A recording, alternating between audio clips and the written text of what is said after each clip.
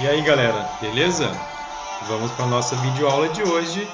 A nossa videoaula de hoje vai ser discutido um pouquinho mais sobre a estrutura eletrônica e também sobre o processo de transição eletrônica. Vamos lá então? Pessoal, então vamos lembrar um pouquinho mais sobre a transição eletrônica. Então na transição eletrônica, vou colocar aqui um exemplo de um átomo de hidrogênio. Então, o átomo de hidrogênio tem o seu estado fundamental, um elétron no nível S, e ele pode absorver energia externa, por exemplo, absorver energia externa a partir de uma fonte de calor, que é uma forma de energia, e assim ele vai saltar do nível de menor energia, o nível dele no estado normal, para um nível de maior energia, no caso aqui do nível 1S para o nível 4S, tá? Nível eletrônicos.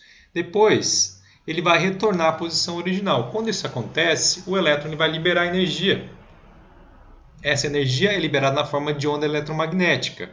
Né? Lembrando lá do espectro eletromagnético, né, que nós temos aqui região do visível, infravermelha, raios gama, frequência de rádio, entre outros. Então, quando a gente for quantificar isso, tá? Nós não quantificamos isso no ensino médio, mas eu vou só trazer para vocês uma informação sobre um valor. Nós temos aqui um valor, ó. O retorno dele libera uma energia com um comprimento de onda igual a de 97,2 nanômetros. Inclusive, na última aula, eu tinha perguntado para vocês, será que isso é visível? Né? Então, vamos olhar um pouco mais para a gente responder a essa pergunta lá para o espectro eletromagnético. Tá? Vamos ampliar ele aqui e percebemos que a região do visível vai de 400 nanômetros até 750 nanômetros. Então, 97,2 não está numa região do visível, ou seja, eu não consigo visualizar isso aqui, esse tipo de emissão. Inclusive, no caso do teste de chama, quando a gente faz o teste de chama, que é aquele experimento que você coloca lá uma substância numa chama e a chama fornece calor para ocorrer a transição eletrônica, eu não enxergo hidrogênio. Então, eu uso para fazer esse experimento um pedaço de metal. Esse pedaço de metal, inclusive, ele é lavado numa solução de ácido e contém hidrogênio. Então, como o hidrogênio não faz a emissão numa região do visível, eu não vou ver uma coloração referente ao hidrogênio. A cor que eu vejo, que modifica aí a cor da chama, é a cor referente ao outro átomo que eu estou visualizando. Tá? Então, nós vimos aí que 97,2 aí também é um exemplo de emissão atômica, mas não é uma emissão que é visível. Tá? Então, falando um pouquinho mais da transição eletrônica ainda aqui, nós temos que sempre em uma órbita os elétrons não irradiam energia, mas o que pode acontecer é eles absorverem energia e, ao absorver, eles vão passar do seu estado fundamental, que é o estado que nós temos na distribuição eletrônica normal dele, que nós podemos fazer lá, por exemplo, com o diagrama de Pauli, tá? E ele, quando absorve, ele passa para um estado que nós chamamos de estado excitado, ou seja, ele passou para um nível de maior energia. Isso é possível quando ele absorve energia externa. Uma forma mais simples do átomo absorver essa energia é com a própria luz do dia. Tá? Durante a noite, no escuro, então a gente não enxerga as coisas exatamente porque não temos essa luz incidindo sobre os objetos. Então, nós temos aqui o estado excitado e depois de um tempo, que é uma fração aí muito pequena de tempo, esses elétrons vão retornar ao seu estado fundamental. Quando isso acontece, eles vão liberar essa energia, que é exatamente a energia referente ali à cor que eu vejo para objetos diferentes. Ok? Então, olha só, aqui ele vai liberar energia agora e ele vai voltar para o seu estado fundamental. Okay? Então, aconteceu a transição eletrônica com a absorção, depois novamente uma transição eletrônica com a emissão de energia. No primeiro caso, o elétron ele absorve energia externa, no segundo ele libera essa energia externa e no segundo caso, se estiver numa região visível, eu consigo visualizar cores dependendo do átomo que eu tenho. Por isso que nós temos diferentes cores para diferentes substâncias aí. E algumas também elas vão ser incolores porque essa transição aí acontece numa região que não é no visível. Ok? Tem alguns fenômenos que são envolvidos com isso, e o principal fenômeno que pode ser explicado pela transição eletrônica é o fenômeno da luminescência. O que seria a luminescência? Seria a excitação eletrônica, que é seguida pela emissão de luz na faixa do espectro visível, tá? Então é aquela faixa de 400 a 750 nanômetros que é possível Deus poder enxergar cores ou até luzes referente a um processo de emissão na excitação eletrônica.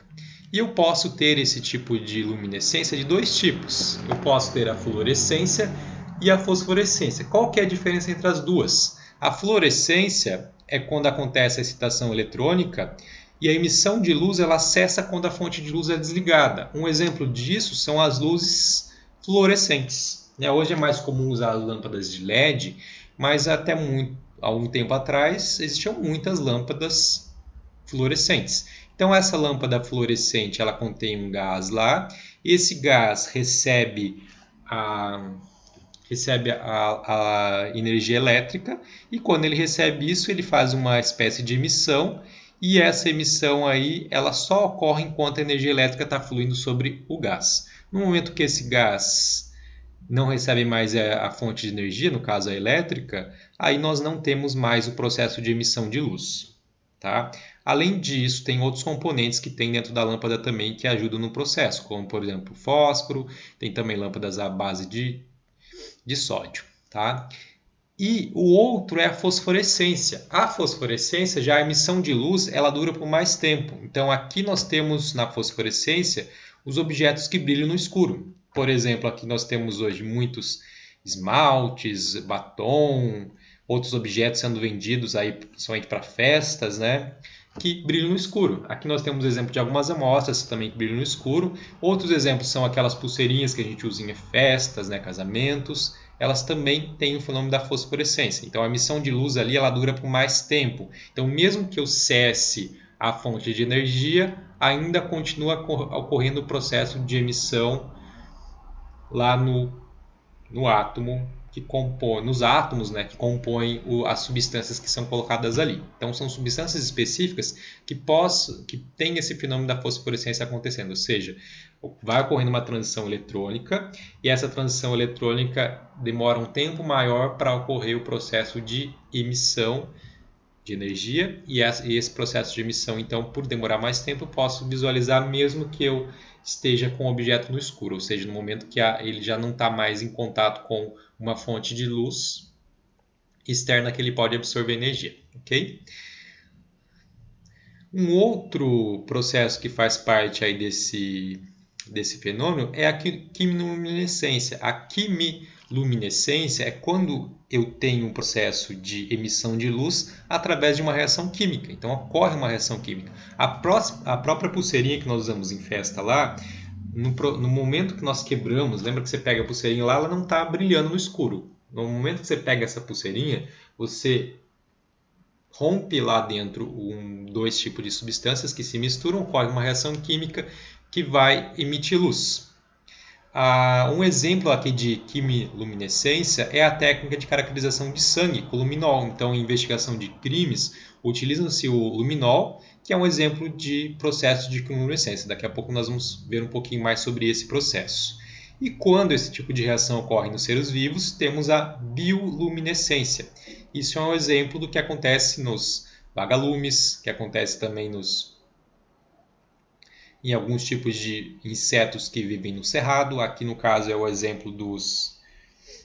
Sabe aqueles monstros de terras que nós encontramos, que nós vimos em regiões de cerrado, em regiões de pasto? Ali existem cupins, e esses cupins eles também podem produzir o fenômeno da bioluminescência. Então, o que acontece é que eles têm uma substância, que é, no caso, essa luciferina. Essa luciferina aqui, ela reage com componentes do organismo humano, ATP, oxigênio, magnésio, e aí produz no final esse composto aqui, que ele vai emitir uma certa frequência, que é numa região do visível, e por isso você vê aquela coloração esverdeada, aquela luz característica dos vagalumes e características dos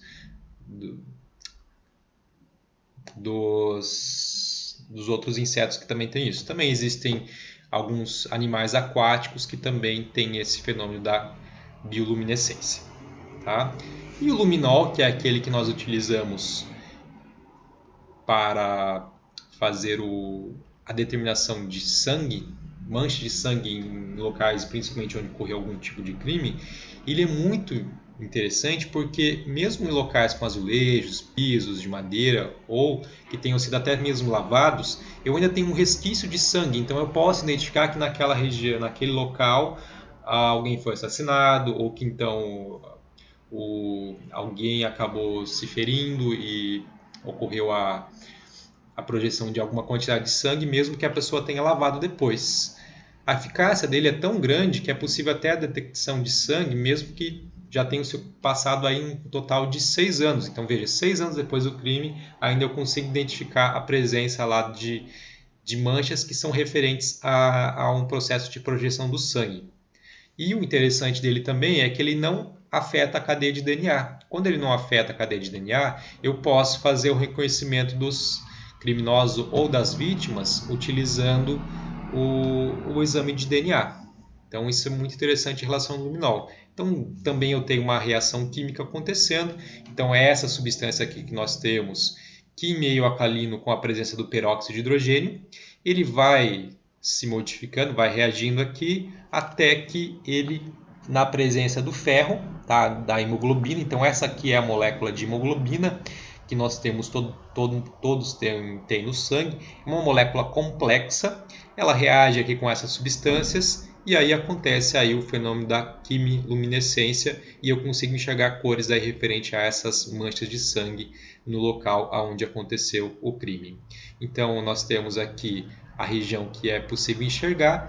Na região do visível entre 400 e 700 aqui nós temos exatamente a emissão da quimiluminescência para luminol na região de 475 nanômetros, que é a região azul. Então enxerga-se uma luz azulada aí quando eu coloco o luminol na presença de manchas de sangue, mesmo que em quantidades muito, muito pequenas de sangue, que tenham sido lavadas, etc. Mas sempre sobra um vestígio. Então, não existe crime perfeito, porque o sangue ele é um marcador que ele consegue ser identificado pela presença do luminol. Então, vejam, nós temos aqui alguns exemplos de imagens. Aqui tem uma pegada, né? Essa pegada aqui está sobre um carpete.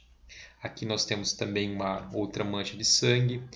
Nessa outra imagem aqui nós podemos perceber que a poltrona ela já tinha sido limpada, mas apareceu ali mancha de sangue, né? Então os peritos foram lá fazer a medição do tamanho dessa mancha. Aqui também num outro objeto, tá? E aqui também no chão de uma residência. Então a gente pode perceber que aqui, ó, nesse chão aqui também tinha sido lavado, mas mesmo assim o luminol identificou lá a presença de vestígios de sangue naquele local. Tá? Toda vez então que tem um crime famoso, você pode perceber que fala-se muito sobre a utilização do luminol, ou mesmo para quem assiste séries de investigação criminal ou filmes também fala-se sobre o luminol, a sua utilização na identificação de cenas de crime. Então, vamos ver um exercício sobre esse assunto aí. Então, pare um pouco o vídeo, leia o exercício e depois retornem que eu vou responder com vocês também. Então, vamos lá. Pararam? Vamos voltar? Então, vamos lá. Exercício. O sulfeto de zinco tem a propriedade denominada fosforescência, capaz de emitir um brilho amarelo esverdeado depois de exposto à luz. Analise as afirmativas abaixo, todas relativas ao sulfeto de zinco, e indique a opção correta. Letra A. Salto de núcleos provoca fosforescência. Está correto dizer que acontece alguma coisa no núcleo? Não. Não tem nada a ver com o núcleo, o fenômeno da fosforescência. Segundo, salto de nêutrons provoca fosforescência? Também não tem nada a ver com os nêutrons, que também estão, na verdade, no núcleo. Terceiro, salto de elétrons provoca fosforescência? Exatamente aqui está a opção correta. Por quê? Porque é o salto de elétrons de um nível para o outro, um nível de menor para maior energia, e depois o retorno, que provoca o fenômeno da fosforescência. A letra D dizia o quê? Elétrons que absorvem fótons, aproximam-se do núcleo, nada a ver também. Ao apagar a luz, os elétrons adquirem maior conteúdo energético. Fora da casinha essa opção, né, pessoal? Porque Ao apagar a luz, na verdade, você cessa a emissão de um tipo de energia, que é a energia referente à luz, e aí o conteúdo energético, na verdade, ele diminui. Ok? Vamos continuar. Aqui tem uma denominação que é importante quando a gente fala de distribuição eletrônica, de configuração eletrônica, que é as chamadas espécies isoeletrônicas. Nós já vimos isótopos, isótonos, isóbaros, mas também tem as espécies que são isoeletrônicas. Tá? Espécies são íons, por enquanto que espécie nós falamos de íons, falamos de átomos. Tá? Então, espécies isoeletrônicas são aquelas que possuem a mesma distribuição eletrônica. Por exemplo, olha o sódio, mais. Aqui é o cátion sódio. O cátion sódio tem essa distribuição eletrônica aqui, feita pelo diagrama de Pauling. Ó. 1s2, 2s2, 2p6. Ele tem 10 elétrons aqui, porque o número atômico do sódio é 11, ele perdeu um elétron. E o magnésio, que tem número atômico 12, quando ele perde 2 elétrons, ele fica com a mesma distribuição do sódio, então, porque ele também passa a ter 10 elétrons no íon magnésio 2+. Então, eu digo que o sódio mais, então a espécie cátion do sódio e a espécie cátion do magnésio são isoeletrônicas, porque elas possuem a mesma distribuição eletrônica. Beleza?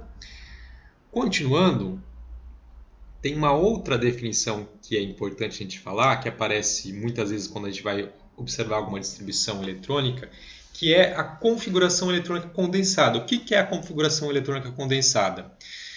É quando eu utilizo a configuração de um gás nobre para facilitar a forma que eu escrevo uma configuração eletrônica. Então, por exemplo, o neônio ele tem uma configuração 1s2, 2s2, 2p6. Se eu olhar lá para o sódio, que é o elemento que vem depois do neônio, depois dos gases nobres, eu tenho lá a configuração com um elétron a mais apenas. Então, como que eu escreveria a distribuição eletrônica, a configuração eletrônica aí condensada para o sódio?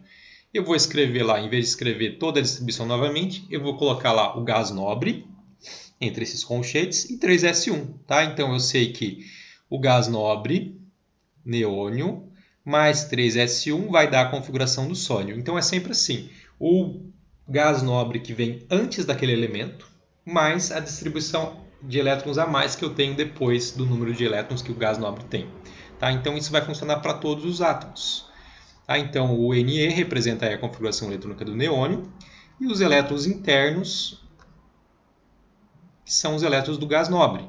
Tá? Então, eu tenho lá os elétrons internos, que são sempre a configuração do gás nobre, mais os elétrons que eu chamo de externos, ou seja, das últimas camadas ou dos últimos níveis, né, que é a mesma coisa, que representam aí os elétrons a mais que eu tenho em relação ao gás nobre. Tá? Isso vai ser importante também para a gente falar depois sobre a questão da formação dos íons, como eles são formados. Nós já sabemos que são íons, mas ainda não falamos porque formam um íon de carga tal, de carga mais 1, mais 2, mais 3, etc. Tá? Então, nós podemos utilizar sempre essa configuração eletrônica que ela facilita. Então, quando aparecer ela, vocês sabem o que significa, certo?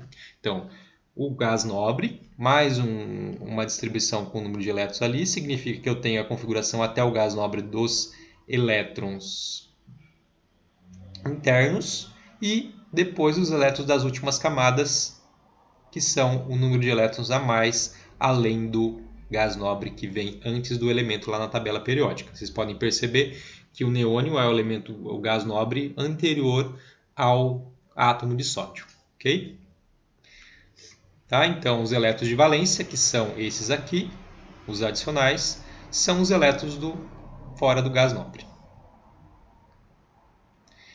E aqui nós temos, novamente, falar um pouquinho sobre o diagrama de Pauling. Então, o diagrama de Pauling, aqui está o seu criador, novamente. Eu coloquei aqui o diagrama só com os níveis energéticos e subníveis que realmente a gente utiliza para fazer a distribuição dos elementos que nós precisamos. Tá? Então, conforme eu ensinei para vocês para montar, inclusive, esse diagrama, né? Então, vamos lá. Ó. Vamos sempre aumentando um subnível até chegar no F, depois eu posso diminuir. E a distribuição é feita na forma diagonal. Okay? Então, esse aqui é o diagrama colocando os níveis e subníveis que realmente eu acabo utilizando. Aí vem uma pergunta, que é o seguinte: esse diagrama ele realmente serve para todos para átomo de todos os elementos? Essa daqui é a pergunta que vocês vão pesquisar e vão me mandar para essa videoaula, tá? Então, essa aqui é o Faça em Vídeo da videoaula de hoje. Então, vocês vão responder lá, vão pesquisar, vocês vão encontrar facilmente essa resposta, né? Então, podem travar o vídeo e pesquisar e já me mandar nesse Faça em Vídeo se o diagrama de Pauling serve para os átomos de todos os elementos, beleza? Ou seja, todos os elementos seguem esse diagrama realmente, ok? Qualquer dúvida também podem me chamar lá se tiverem dúvida em relação a isso. Tranquilo, pessoal? Vamos continuar. Pessoal, vamos falar um pouquinho agora sobre a distribuição eletrônica e a tabela periódica. Então, a tabela periódica ela é organizada pelos números atômicos. Então, por exemplo, aqui hidrogênio número atômico 1, depois nós temos o hélio 2, aí temos o lítio 3, berílio 4 e assim por diante. E nós temos na organização da tabela periódica, então, regiões de identificação que ajudam a gente a analisar até a questão da distribuição. Então, olha só, vamos primeiro olhar que a tabela periódica ela tem 7 períodos, esse 1 a 7 aqui, que são as linhas. E nós temos também 18 grupos ou famílias. Os números com A aqui e B são famílias e os números de 1 a 18 são as denominações de grupos. Hoje é mais aceito chamar de grupos, mas ainda continua se utilizando as famílias porque ela é interessante em relação à distribuição eletrônica. Pelo seguinte, pessoal, todo elemento que está na família 1A tem um elétron de valência, 2A a mesma coisa. Todos os elementos que estão em famílias com A tem esse número de elétrons de valência igual ao número que vem junto com A, então. Tá? Então, A1A, 1 elétron, A2A, 2 elétrons, A3A, 3 elétrons e assim por diante. Isso é o número de elétrons de valência. E aí, pessoal, esses elementos aqui no meio aqui, que estão com famílias com B, aí eu já não tenho essa ideia mais. Isso só vale para as famílias com A. Ok? Então, lembrando que na tabela periódica nós temos aqui os elementos representativos, que são os das famílias As, os elementos de transição, ou metais de transição, que são esses aqui do meio, que tem a transição entre os representativos. Temos transição interna e externa. O externa são esses que estão dentro da tabela. E o de transição interna são os elementos que estão aqui fora, que na verdade eles pertencem aqui ao sexto e o sétimo período da tabela. Eles estariam aqui, mas eles estão fora da tabela só para mostrar de uma forma mais fácil, senão a tabela vai ficar esquisita com esses elementos aqui nessa posição e aí o restante vindo ali para frente. Ficaria uma tabela muito comprida, por isso que eles aparecem aqui embaixo. Beleza? Então vejam bem, ó, todos os átomos que têm 1A, 2A, 3A, 4A, 5A, 6A e 7A e 8A, eu já sei os elétrons de valência que ele tem só olhando para o número que está junto com A. Tranquilo? Então o fósforo, por exemplo, vamos achar o fósforo, o símbolo dele é P. Quantos elétrons de valência o fósforo tem? 5 elétrons de valência. O oxigênio, 6 de valência. Ok?